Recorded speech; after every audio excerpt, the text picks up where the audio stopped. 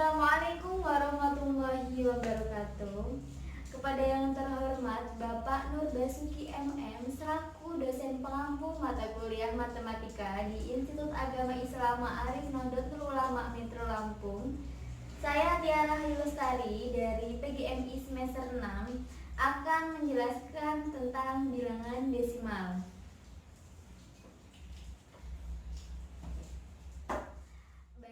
Baik, sebelum saya menjelaskan tentang bilangan desimal, terlebih dahulu saya akan menjelaskan tentang nilai tempat suatu bilangan. Untuk nilai tempat suatu bilangan, katakanlah di sini ada bilangan 123.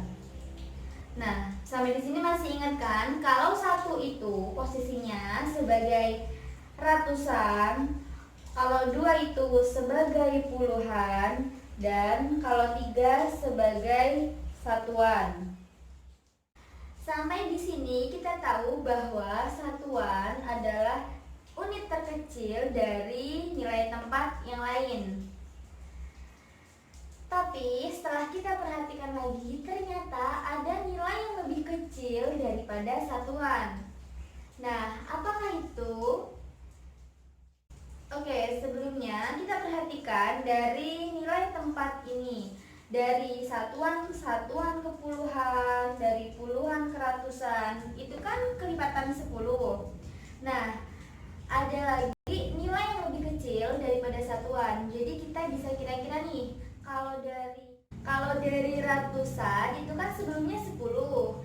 Kalau dari puluhan itu kan sebelumnya 1. Nah, sebelumnya 1 itu berapa sih? Kelipatan 10. Sebelum 1 berarti kan ada 1/10. Kemudian ada 1/100.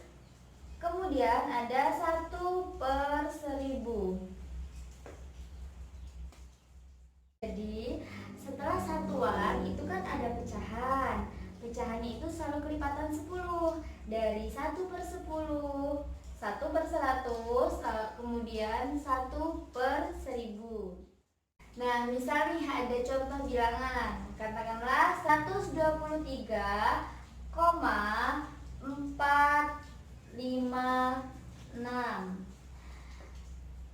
Tadi kan udah tahu kalau 1 itu sebagai ratusan, 2 itu sebagai puluhan, dan 3 sebagai satuan. Lalu di sampingnya ada tanda koma. Nah, tanda koma ini yang disebut dengan tanda desimal.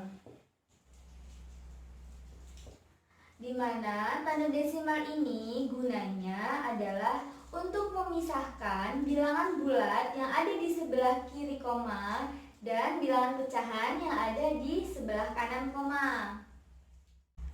Kemudian setelah tanda koma itu ada angka 4. Nah, angka 4 ini menduduki posisi sebagai 1/10-an, angka 5 sebagai 1/100-an, dan angka 6 sebagai 1/1000-an.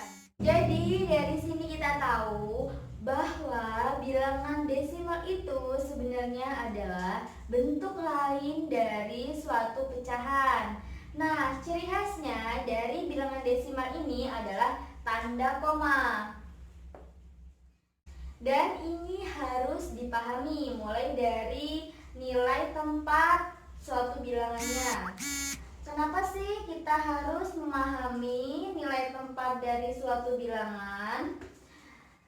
Nah, ketika kita sudah memahami dari nilai tempat suatu bilangannya ini, kita akan dengan mudah mengubah bilangan desimal ke pecahan ataupun mengubah bilangan pecahan ke desimal. Jadi itu tadi yang bisa saya jelaskan dari materi bilangan desimal. Apabila banyak kekurangan dan kesalahannya, saya mohon maaf.